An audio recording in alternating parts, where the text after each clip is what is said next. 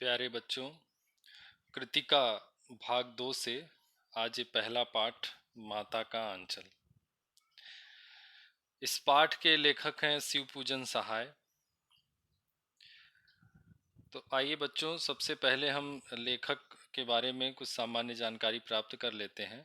फिर पाठ के प्रतिपाद्य, उसकी जो विषय वस्तु है उसके बारे में जानेंगे।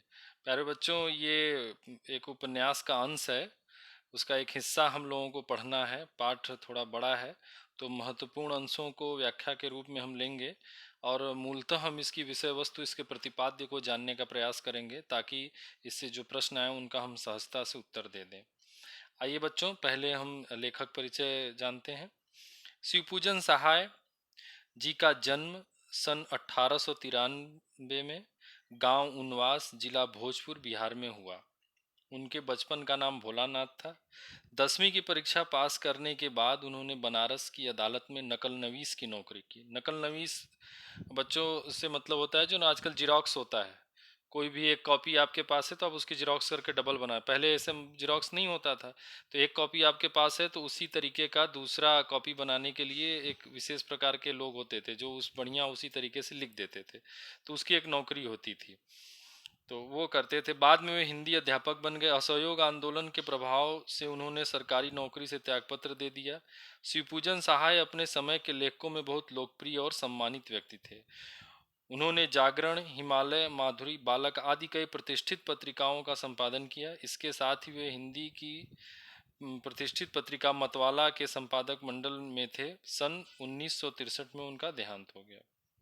वे मुख्यतः गद्य के लेखक थे। देहाती दुनिया, ग्राम सुधार, वेद न्यूलोग, स्मृति शेष आदि उनकी दर्जन भर गद्य कृतियां प्रकाशित हुई हैं। शिवपूजन रचनावली के 4 खंडों में उनकी संपूर्ण रचनाएं प्रकाशित हैं। उनकी रचनाओं में लोक जीवन और लोक संस्कृति के प्रसंग सहज ही मिल जाते हैं, जो कि हम लोगों को इस पाठ में भी देखने को मिलेंगे।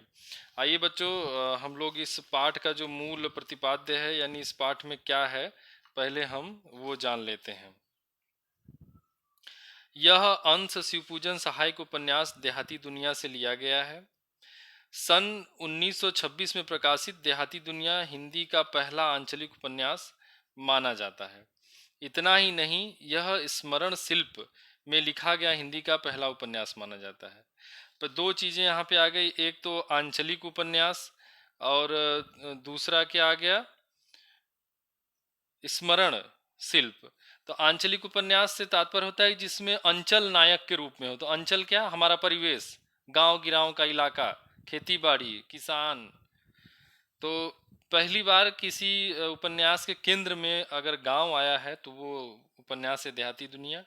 और दूसरा स्मरण शिल्प, यानी जैसे कि कोई बचपन की बात याद करके लिखते, जैसे संस्मरण एक छोटे से अंश का है, लेकिन ये संस्मरण से अलग है क्योंकि इसमें लंबी कथा चलती है। तो उपन्यासमत कुछ का मतलब कुछ चीज़ें इन्होंने उसमें जोड़ी घटाई हैं, तो इसलिए वो रूप तो उपन्यास का है, लेकिन जैसे याद कर करके एक एक बातें जैसे जैसे उनको याद होती चली आई हैं वैसे वैसे वो लिखते चले आए। इसमें ग्रामीण जीवन का चित्रण ग्रामीण जनता की भाषा में किया गया है। लेखक ने उपन्यास की भूमिका में यह संकेत दिया है कि ठेठ से ठेठ देहाती या अपढ़, गंवार, निरक्षर, हलवाए, हलवाए मतलब जो हल चलाने वाले किसान, और मजदूर भी बड़ी आसानी से इसे समझ सके। आत्मकथात्मक शैली में रचे गए इस उपन्यास का कथा शिल्प अत्यंत मौलिक और प्रयोगधर्मी है। शिशु चरित्र भोलानाथ कथानक का दृष्टि बिंदु है। जो हम लोग अंश पढ़ेंगे उसमें नायक के रूप में शिशु जो बालक है भोलानाथ स्वयं लेखक हैं, वो इसमें आते हैं। संकलित अंश यानी जो हम लोग पढ़ने जा रहे हैं में ग्रामीण अंचल और उसके चरित्रों का एक अनोखा चित्र है। बालकों के खेल, कौतूहल, माँ की ममता, पिता का दुलार, लोकगीत आदि अनेक प्रसंग इसमें शामिल हैं। शहर की चकाचौंध से दूर गांव की सहजता को रचनाकार ने आत्मीयता से प्रस्तुत किया है। यहाँ बाल मनोभावों की अभिव्यक्ति करते करते लेखक ने तत्कालीन समाज के पारिवारिक परिवेश का भी चित्रण किया है। बच्चों देखिए, तत्कालीन समाज के पारिवारिक परिवेश का चित्रण किया है, उसके साथ साथ ऑटोमेटिक हम लोगों को आज के पारिवारिक और ग्रामीण या शहरी समाज के परिवेश से उसकी तुलना हो जाती है। इसमें एक चीज़ आपको देखिए, ये जो परिवेश की चर्चा कर रहे हैं, हम लोगों के दादाजी के बचपन की बातें इसमें देखने सुनने को मिलेंगी। पिताजी का बचपन तो छोड़ ही दीजिए, इसमें दादाजी का बचपन या उनके पिताजी के बचपन के समय की बात है, तो बच्चों हम इसके माध्यम से भी जानेंगे कि आज के दौर का जो बच्चों का बचपन है, जो खेल कूद वो करते हैं, किस प्रकार के खेल खेलते हैं, मोबाइल खेलते हैं, बाहर नहीं जाते, ऐसे तमाम चीज़ें। और उस समय के बच्चों का बचपन कैसा होता था, वो कौन सी खेल खेलते थे, माता पिता की कैसी भूमिका होती थी, और सबसे बड़ी चीज़ जो हम लोग देखने को मिलेगी वो ग्रामीण परिवेश, कि उसमें गांव का परिवेश कैसा होता था, बच्चे लोग कैसे हुआ करते थे, वहाँ स्कूल कैसे हुआ करते थे, अध्यापक कैसे हुआ करते थे, अध्यापकों के प्रति लोगों की सोच कैसी थी, अध्यापक बच्चों को किस रूप में पढ़ाते थे। ये तमाम ऐसी चीज़ें जो हमारे समय में वो सब पीछे छूट गई हैं, एक बार फिर से हमें उन्हें जानने, देखने, समझने का मौका मिल रहा है। यानी बच्चों किन दो बातों का ध्यान रखना है, एक तो इसमें ग्रामीण परिवेश, उस समय का ग्रामीण परिवेश कैसा था, और दूसरा है कि उस समय के बच्चों का बचपन और आज के बच्चों के बचपन में हम क्या मूल अंतर पाते हैं, यह भी इस पाठ में हम ध्यान देंगे। पाठ देखिए कैसे शुरू होता है। इसमें गांव की बोली, भाषा, लोकोक्ति, कहावत, मुहावरे सब आपको देखने को मिलेंगे। शुरुआत ही देखिए, जहाँ लड़कों का संग तहाँ बाजे मृदंग, जहाँ बुढ़ों का संग तहाँ खर्चे का तंग। देखिए यहाँ पे है, इसका क्या मतलब हुआ कि जहाँ बच्चे रहते हैं वहाँ वहाँ मौज मस्ती होती, मृदंग यानी ढोलक का प्रकार होता है, कि वहाँ खूब मस्ती होती है। और जहाँ बुढ़ों का संग तहाँ खर्चे, और जहाँ लोग बड़े बुजुर्ग लोग जुट जाते हैं, वहाँ ये काम कैसे होगा, वो काम कैसे होगा, कहाँ से पैसा आएगा, पानी नहीं बरस रहा है, खेती नहीं हो रही है, सूखा पड़ा है, ये वो दुनिया भर की चर्चा चलती है। हमारे पिता तड़के तड़के यानी सुबह सुबह उठकर निबट नहाकर पूजा करने बैठ जाते थे। हम बचपन से ही उनके अंग लग गए थे। अंग लगने का मतलब क्या है, उनके काफ़ी क्लोज हो गए थे। माता से केवल दूध पीने तक का नाता था, इसलिए पिता के साथ ही हम भी बाहर की बैठक में ही सोया करते। पापा से इनका खूब मतलब हेलमेल था। वो अपने साथ ही हमें उठाते और साथ ही नहला धुलाकर पूजा पर बिठा लेते। हम भभूत का तिलक लगा लेने के लिए उनको दिक कर मतलब जिद करना, कुछ हंसकर, कुछ झुझलाकर और कुछ डांट कर वो हमारे चौड़े लीलार में त्रिपुंड, लीलार यानी माथा, त्रिपुंड यानी तीन उंगलियों को एक साथ चंदन में डुबो के जो खींचा जाता है उसे त्रिपुंड कहते हैं। हमारी लीलार में भभूत खूब अ, खुलती थी नहीं, बट यहाँ पे होगा कि भभूत खूब खिलती थी। खिलना यानी खूब बढ़िया लगना। सिर में लंबी लंबी जटाएं थी, भभूत रमाने से हम खासे बम भोला बन जाते थे। पिताजी बड़े प्यार से भोलानाथ कहकर पुकारा करते, पर असल में हमारा नाम था तारकेश्वर नाथ। हम भी उनको बाबूजी कहकर पुकारा करते और माता को मैया। जब बाबूजी रामायण का पाठ करते तब हम उनकी बगल में बैठे बैठे आईने में अपना मुंह निहारा करते। जब वह हमारी ओर देखते तब हम कुछ लजा कर और मुस्कुरा कर आईना नीचे रख देते थे, वह भी मुस्कुरा पड़ते थे। पूजा पाठ कर चुकने के बाद वह राम नाम लिखने लगते। अपनी एक रामनामा बही पर 1000 राम नाम लिखकर वह उसे पाठ करने की पोथी के साथ बांध कर रख देते। बच्चों क्या होता है कि आज भी होता है, ऐसा नहीं कि ये पहले की बात है। एक किताब जैसा, कॉपी जैसा मिलता है, नोटबुक जैसा मिलता है, और उसमें लोग राम नाम, राम राम राम राम राम ऐसे लिखते चले जाते हैं, लिखते चले जाते हैं, कॉपी पे कॉपी, कॉपी पे कॉपी, लाखों लाख नाम लिखते हैं। और कहते हैं कि जब मरने के बाद, जब यमराज के दरबार में चित्रगुप्त आपकी जीवन भर आपने क्या किया, जब उसका हिसाब किताब करने लगते हैं, तो वो बही भी वहाँ पे सामने रखी जाती है कि इसने इतनी बार राम नाम भी लिखा है। और कहा जाता है कि अगर एक बार वो बही खुल गई तो समझ लीजिए आपके सारे पाप धुल जाते हैं और आप स्वर्ग की ओर चले जाते हैं। फिर 500 बार कागज के छोटे छोटे टुकड़ों पर राम नाम लिखकर आटे की गोलियां हम लपेटते और उन गोलियों को ले जाकर गंगा जी की ओर चल पड़ते। उस समय हम भी उनके कंधे पर विराजमान रहते थे।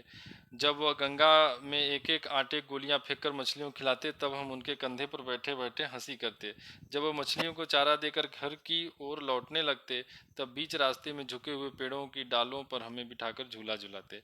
देखिए बच्चों, इससे पता चलता है कि पिताजी बड़े सात्विक वृत्ति के थे, बड़े धार्मिक प्रवृत्ति के इनके पिताजी थे, कि रामायण का पाठ करना, मछलियों को आटा खिलाना और राम नाम लिखना, ये मतलब ये बताता है कि घर का परिवेश और पिता का जो असर होता है बच्चे पर, वो बचपन से ही देखिए कि पिताजी इतने सात्विक प्रवृत्ति के थे और इतने धार्मिक प्रवृत्ति के थे, तो बच्चे पर वो प्रभाव पड़ना स्वाभाविक था।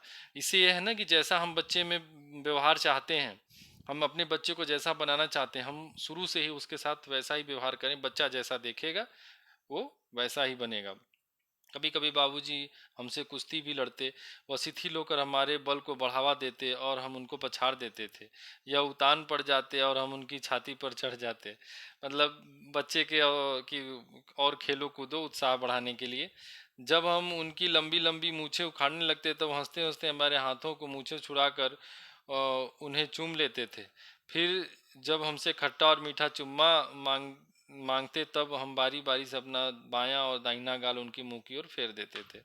बाएं का खट्टा चुम्मा लेकर जब वो दाहिने का मीठा चुम्मा लेने लगते तब अपनी दाढ़ी या मूछ हमारे कोमल गालों पर गड़ा देते थे। हम झुंझलाकर फिर उनकी मूछें नोचने लग जाते थे। इस पर वह बनावटी रोना रोने लगते और हम खड़े खड़े खिलखिलाकर हंसने लग जाते थे।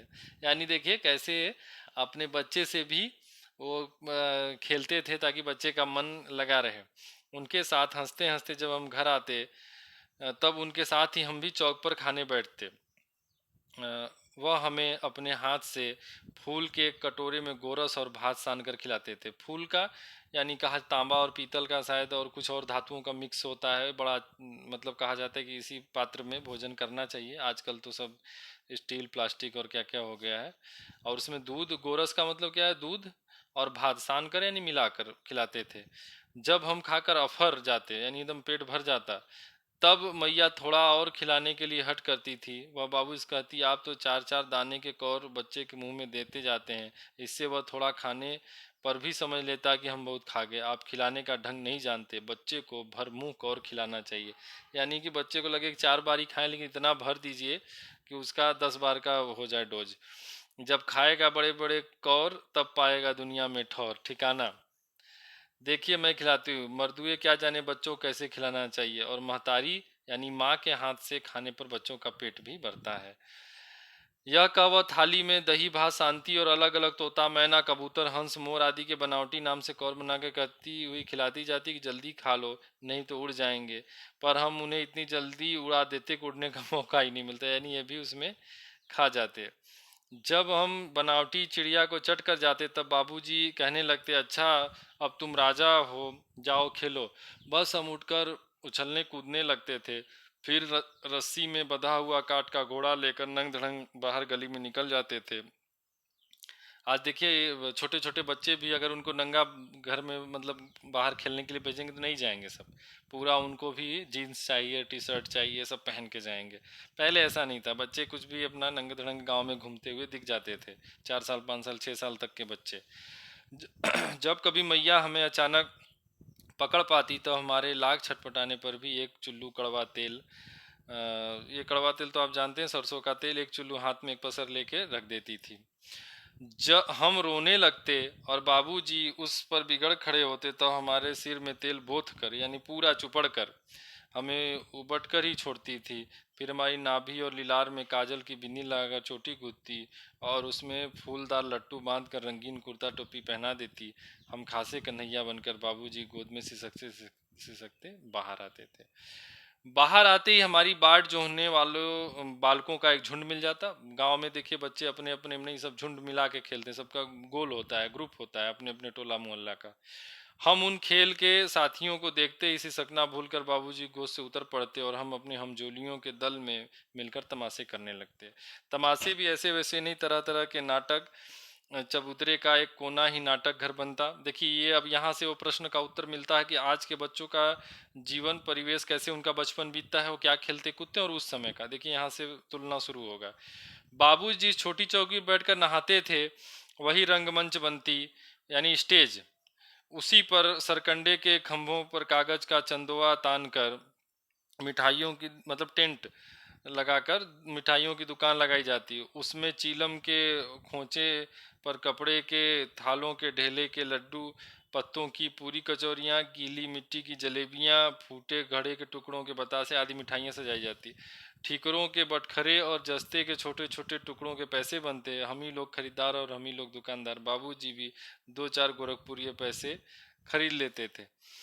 थोड़ी देर मिठाई दुकान बढ़ाकर हम लोग घरौंदा बनाते थे। देखिए दूसरा खेल, धूल की मेड़ दीवार बनती और तिनकों का छप्पर, दातून के खंभे, दिया सलाई की पेटियों के किवाड़, घड़े के मुहड़े की चूल्हा चक्की, दिए की कढ़ाई और बाबूजी की पूजा वाली आचमनी कलछी बनती।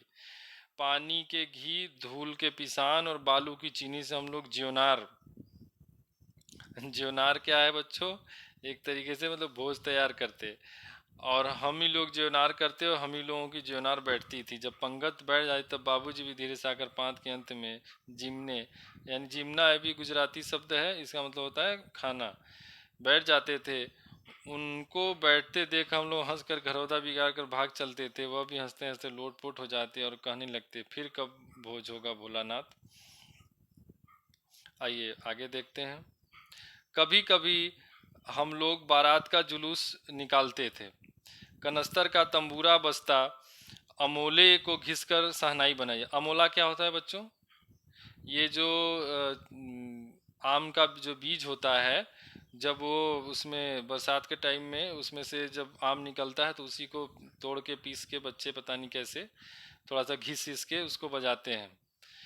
टूटी चूहेदानी की पालकी बनती, हम समधी बनकर बकरे पर चढ़ लेते और चबूतरे के एक कोने से चलकर बारात दूसरे कोने में जाकर दरवाजे लगती थी। वहां काठ की पटरियों से घिरे गोबर से लिपे आम और केले की टहनियों सजाए हुए छोटे आंगन में कुल्हिए का कलश रखा जाता। वहीं पहुंचकर बारात फिर लौट आती थी। लौटने के समय खटोरी पर लाल ओहार डालकर, यानी लाल वस्त्र डालकर उसमें दुल्हन को चढ़ा लिया जाता था। लौट आने पर बाबूजी ज्यों ही वहार उघार कर दुल्हन का मुंह निहारने लगते, तो ही हम लोग हंसकर भाग जाते। देखिए बच्चे कितना एक एक अलग अलग प्रकार का खेल निकाले थे उस समय भी। ऐसा नहीं था कि उनके पास खेल की कमी थी, खूब खेल खेलते थे। थोड़ी देर बाद बच्चों की मंडली जुट जाती, इकट्ठा होती, राय जमती की खेती की जाए। बस चबूतरे की छोर पर घिरनी गड़ जाती, उसके नीचे गली कुआं बन जाती थी। मूंज की बटी हुई पतली रस्सी एक चुक्कड़ बांध गराड़ी पर चढ़ाकर लटका दिया। चुक्कड़ यानी एक ये मिट्टी का जिसमें चाय पीते हैं, इधर पुरवा बोलते हैं, वही। और दो लड़के बैल बनकर मोट खींचने। मोट क्या होता है बच्चों? ये एक चमड़े का बड़ा सा थैला होता है जो कुएं वगैरह में डाल के पहले सिंचाई के काम आता था। चबूतरा खेत बनता, कंकड़ बीज और ठेंगा हल जुआठा, बड़ी मेहनत से खेत जोते बोए और पटाए जाते। फसल तैयार होते देर न लगती और हम हाथों हाथ फसल काट लेते थे। काटते समय गाते थे, ऊंच नीच में भई कियारी जो उपजे सो भई हमारी, यानी भाई जैसे जो भी उपजा है वो सब हमारा। फसल को एक जगह रख कर उसे पैरों से रौट डालते थे। कसोरे, कसोरा क्या होता है? ये भी मिट्टी का होता है, एक पूर्वा से थोड़ा सा फैला हुआ, एक तरीके प्लेट नहीं कहेंगे, कटोरे के जैसा समझिए, कटोरे का, मिट्टी का कटोरा इस तरीके का।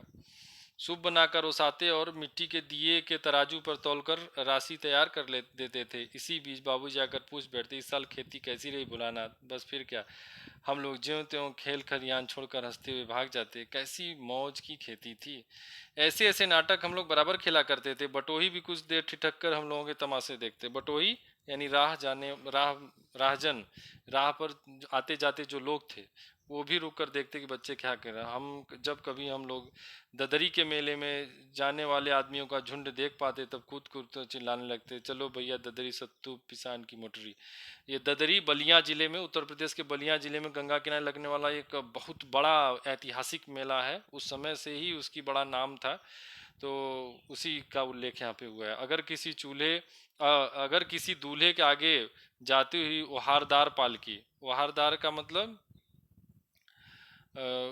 जो बताया ना मैंने, लाल कपड़े से ढका हुआ, देख पाते तब खूब जोर से चिल्लाने लगते थे, रहरी में रहरी पुरान रहरी, डोला के कन्या हमार मेहरी। मतलब कोई अगर किसी की दुल्हन, पहले क्या होता था कि गाड़ी मोटर तो था नहीं और दुल्हन पालकी में ही जाती थी, तो उसी को देखकर बच्चे अपना रहरी में रहरी, पुराना डोला के कन्या हमार, मतलब ऐसे बच्चे मजाक करते थे कि जो इसमें बैठी हुई दुल्हन है वो मेरी है, भले शादी करके कोई और ले जा रहा हो।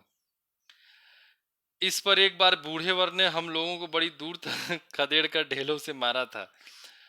उस खूसट खब्बीस की सूरत आज तक हमें याद, न जाने किस ससुर ने वैसा जमाई ढूंढ निकाला था, वैसा घुड़मुहा आदमी हमने कभी नहीं देखा। अब बच्चों देखिए, सबका होता है कि अब सभी का दामाद, सभी का पति सुंदर हो, ऐसी सबकी इच्छा होती है, लेकिन सबकी परिस्थितियां अलग अलग होती हैं। आजकल आर्थिक स्थिति देखकर शादी विवाह होते हैं, किसी का मुंह देखकर नहीं होता है। कोई अच्छे पद पे है, अमीर है, तो उसका चेहरा नहीं देखा जाता, उसका पैसा रुपया देकर उस मतलब सुंदर से सुंदर लड़की की शादी मतलब जिसमें जैसा उल्लेख हुआ है कि मतलब वो सुंदर नहीं था। तो पहले के समय में क्या होता था, लोग एक दो तीन शादियां भी करते थे। जो पैसे वाले लोग हैं, किसी की पत्नी अगर 50-55 साल की उम्र में भी अगर चल बसी तो भी वो लोग शादी करके, तो ये एक भी उस परिवेश की सच्चाई है। आज भी कई बार हमें ऐसी चीजें देखने को मिलती है, लेकिन लेखक ने जैसा लिखा है उससे तो लगता है कि सच में उतना मतलब बदसूरत आदमी दूल्हे के रूप में उन लोगों ने नहीं देखा था, इसलिए वो आज तक नहीं भूल पा रहे हैं। आम की फसल में कभी कभी खूब आंधी आती थी। आंधी के कुछ दूर चले जाने पर हम लोग बाग की ओर दौड़ पड़ते थे, वहां चुन चुन कर घुले घुले गोपी आम चापते थे, यानी पका हुआ। एक दिन की बात है, आंधी आई और पट पड़ गई यानी पूरा आम नीचे गिर गया। आकाश काले बादलों से ढक गया, मेघ गरजने लगे, बिजली कौंधने लगी और ठंडी हवा सनसनाने लगी, पेड़ झूमने और जमीन चूमने लगे। हम लोग चिल्ला उठे, एक पैसा की लाई बाजार में छितराई, बरखा उधरे बिलाई, यानी बरखा न आए इधर हम लोग जाके आम उठा ले, लेकिन बरखा न रुकी और भी मूसलाधार पानी हुआ। हम लोग पेड़ों की जड़ से धड़ से सट गए, यानी चिपक गए, जैसे कुत्ते के कान में अठई चिपक जाती है। कीड़ा होता है, कीड़ा होता है जो कुत्तों के कान में चिपक जाता है, कई बार गायों में चिपक जाता है। उस तरह ये लोग पेड़ की चिपक गए, क्योंकि बारिश इतनी तेज थी, भीगने का डर था। मगर बरखा जमी नहीं, थम गई। बरखा बंद होते ही बाग में बहुत से बिच्छू नजर आए। हम लोग डर कर भाग चले। हम लोगों में बैजू बड़ा ढीठ था। संयोग की बात, बीच में मूसन तिवारी मिल गए। बेचारे बूढ़े आदमी को सूझता कम था, सूझता कम है नहीं, दिखता कम था। बैजू उनको चिढ़ाकर बोला, बुढ़वा बेईमान मांगे करेला का चोखा। हम लोगों ने भी बैजू के सुर में सुर मिलाकर यही चिल्लाना शुरू किया। मूसन तिवारी ने बेतहासा खड़े खदेड़ा। हम लोग तो बस अपने अपने घर की ओर आंधी हो चले, यानी भाग गए। जब हम लोग न मिल सके तब तिवारी जी सीधे पाठशाला में चले गए। वहां हमको और बैजू को पकड़ लाने के लिए 4 लड़के गिरफ्तारी वारंट लेकर छूटे। देखिए, पहले बच्चों क्या होता था कि अगर बच्चे स्कूल नहीं जाते थे तो वहाँ के जो अध्यापक होते थे वो कुछ बच्चों को भेज देते, जाओ उठा लाओ जहाँ भी हैं। इधर ज्यों ही हम लोग घर पहुंचे त्यों ही गुरुजी के सिपाही हम लोगों पर टूट पड़े। बैजू तो 9 2 11 हो गया, हम पकड़े गए। फिर तो गुरुजी ने हमारी खूब खबर ली। बाबूजी ने हाल सुना, वो दौड़े हुए पाठशाला में, गोद में उठाकर हमें पुचकारने और फुसलाने लगे। पर हम दुलारने से चुप होने वाले लड़के नहीं थे। रोते रोते उनका कंधा आंसुओं से तर कर दिया। वह गुरुजी की चिरौरी। अब देखिए बच्चों, चिरौरी से यहाँ पे क्या अर्थ दिया है, दीनता पूर्वक की जाने वाली पालना, यानी अध्यापक ने बच्चे को पीटा है और जो बच्चे के पिता हैं वो अध्यापक के सामने क्या जाके विनती कर रहे हैं कि हमारे बच्चे को छोड़ दीजिए। ये विश्वास होता था अभिभावकों का अध्यापकों के प्रति कि अगर ये बच्चे को पीट भी रहे हैं, मार भी रहे हैं, तो उसके भले के लिए ही। इस दृढ़ विश्वास के चलते अध्यापक भी अपनी पूरी निष्ठा से बच्चों को पढ़ाते थे, और जो एक बार बच्चा विद्यालय में टिक गया वो निश्चित ही कुछ बन के निकलता था। आज की तरह नहीं कि किसी ने एक झापड़ मारा तो उस पर केस मुकदमा करने लगे। तो स्थितियां भी उसी हिसाब से अब बनती चली जा रही हैं। रास्ते में हमारे साथी लड़कों का झुंड मिला। वो जोर से नाचते गाते, माई पकाई गरर गरर पुआ, हम खाए पुआ न खेलब जुआ। फिर क्या था, हमारा रोना धोना भूल गया। हम हट करके बाबूजी को सुतर और लड़कों की मंडी में मिलकर लगे वही तानसुर अलापने। तब तक सब लड़के सामने वाली मकई के खेत में दौड़ पड़े। उसमें चिड़ियों का झुंड चल रहा था। वे दौड़ दौड़ कर उन्हें पकड़ने लगे, एक भी हाथ ना आई। हम लोग खेत से अलग खड़े होकर गा रहे थे, राम जी की चिरई, राम जी का खेत, खा लो चिरई भर भर पेट। हमसे कुछ दूर बाबूजी और हमारे गांव कई आदमी खड़े होकर तमाशा देख रहे और यही कहकर हंसते थे, चिड़िया की जाए जान लड़कों का खिलौना। सचमुच लड़के और बंदर पीर पराई नहीं समझते। यानी चिड़िया जो कुछ खा पी रहे उनको उड़ाने में, उनको भोजन करने में, परेशान करने में इनका, यानी बच्चे और बंदर दूसरे का कष्ट नहीं समझते। एक टीले पर जाकर हम लोग चूहों के बिल में पानी उलीचने लगे, यानी पानी डालने लगे, भरने लगे। फिर क्या हुआ, नीचे से ऊपर पानी फेंकना था, हम सब थक गए। तब तक गणेश जी के चूहे की रक्षा के लिए शिव जी का सांप निकल आया। यानी ये लोग चूहा निकालने के लिए बिल में पानी डाल रहे थे और सांप निकल आया। रोते चिल्लाते हम लोग बेतहासा भाग चले। कोई औता गिरा, कोई अंटा चिट, मतलब कोई मुंह के बल गिर रहा है, कोई उल्टा सीधा, मतलब आंधी तूफान मच गया। लोग ऐसे भाग रहे हैं कि कुछ सुध नहीं है। किसी का सिर फूटा, किसी के दांत टूटे, सभी गिरते पड़े। सांप देख लिया ना छोटे बच्चों ने, उनको उम्मीद नहीं थी कि सांप निकल आएगा, और सांप से तो सबको डर है। हमारी सारी देह लहूलुहान हो गई, यानी गिरते पड़ते लोग भाग रहे हैं अंधाधुंध, पैरों के तलवे कांटों से छलनी हो गए। हम एक सुर से दौड़े हुए आए और घर में घुस गए। उस समय बाबूजी बैठक के ओसारे में बैठकर हुक्का गुड़गुड़ा रहे थे। उन्होंने हमें बहुत पुकारा, पर उनकी अनसुनी करके हम दौड़ते हुए मैया के पास ही चले गए। जाकर उसी की गोद में शरण ली। मैया चावल अमनिया कर रही थी, उसको साफ कर रही थी, बना रही थी। हम उसी के आंचल में छिप गए। हमें डर से कांपते देखकर जोर से रो पड़ी और सब काम छोड़ बैठी। अधीर होकर हमने भय का कारण हमसे हमारे भय का कारण पूछने लगी। हम अभी हमारे अंग भरकर दबाती और कभी हमारे अंगों को अपने आंचल में पहुंचकर उन्हें हमें चूम लेती। बड़े संकट में पड़ गई। झटपट हल्दी पीसकर हमारे घावों पर थोपी गई। घर में कोहराम मच गया। हम केवल धीमे सुर में सा सा सा कहते हुए मैया के आंचल में लुके चले जाते, यानी छिपे चले जाते। सारा शरीर थर थर कांप रहा था। रोंगटे खड़े हो गए थे। हम आंखें खोलना चाहते थे पर वे खुलती न थी। हमारे कांपते हुए होठों को मैया बार बार निहार कर रोती और बड़े लाड से हमें गले लगा लेती। अब देखो बच्चों, ये इसमें बताया गया है ना। इसी समय बाबूजी दौड़े आए। आकर झट हमें मैया गोद से अपनी गोद में लेने लगे, पर हमने मैया की आंचल की प्रेम और शांति के चंदोए की छाया न छोड़ी। देखो बच्चों, इसमें शुरू से ही लेखक ने बताया है कि लेखक जो है वो अपने पिता के ही बहुत प्यारे थे। हमेशा अपने पापा के साथ रहते थे। माता जी के पास बहुत कम जाते थे।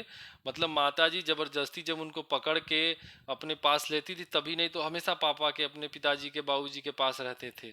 लेकिन देखो बच्चों, यही माँ और बच्चे का प्रेम होता है, यही माँ और बच्चे का लगाव होता है कि जब संकट आई, पिताजी सामने थे लेकिन बच्चा कहाँ गया? माता के आंचल में। तो यही माँ और बच्चे का प्रेम होता है। वो एक ऐसी डोरी से वो बंधा होता है, एक ऐसा धागा होता है जो दिखता नहीं है और बच्चे और माँ से वो जुड़ता है। माँ बच्चे का चेहरा देखकर उसके कष्ट और पीड़ा को समझ जाती है, और बच्चा चाहे जहाँ भी जो भी उसके कहते वो अपने माँ को कभी नहीं भूलता है। वो सब कुछ को एक तरफ करके अपने माँ के कष्ट और सुख के लिए वो कुछ भी करने को बच्चा तैयार रहता है। वो इसलिए माँ और बच्चे का जो रिश्ता होता है वो सबसे ऊपर होता है। ये देखिए, भोलानाथ हमेशा पापा के साथ रहे अपने, लेकिन यहाँ पे जब उनके पिताजी उसे अलग कर रहे हैं कि आओ देखें क्या हुआ, तुमको क्या हुआ, हम देखें, हमको बताओ, लेकिन वो जो माँ की अपने आंचल से अलग नहीं हुए। तो ये बच्चों, मैंने जो दो बातें बताई थी इस पाठ में, एक तो ग्रामीण परिवेश का चित्रण है इसमें, कैसे गांव के लोग रहते थे, क्या क्या चीजें होती थी। दूसरा, भोलानाथ के बचपन और उनके खेल खिलौने, उनकी शरारतों के माध्यम से हम आज के बच्चों के बचपन, खेल कूद, उनकी शरारतों की तुलना करते हैं और अंतर पाते हैं। साथ ही साथ हमें एक एक मतलब बहुत समय पीछे जाके इतिहास में एक झांकने का मौका मिलता है कि हमारे दादा परदादा लोगों का बचपन कैसा था। इस पाठ के माध्यम से लेखक हमें यही बताना चाह रहे हैं। बच्चे, इस पाठ से कुल 7 प्रश्न हैं जिनका आपको उत्तर लिखना है, और जो चीज़ें आपको समझ में नहीं आएंगी वो हमसे आप ऑनलाइन क्लास में पूछेंगे। तब तक के लिए धन्यवाद।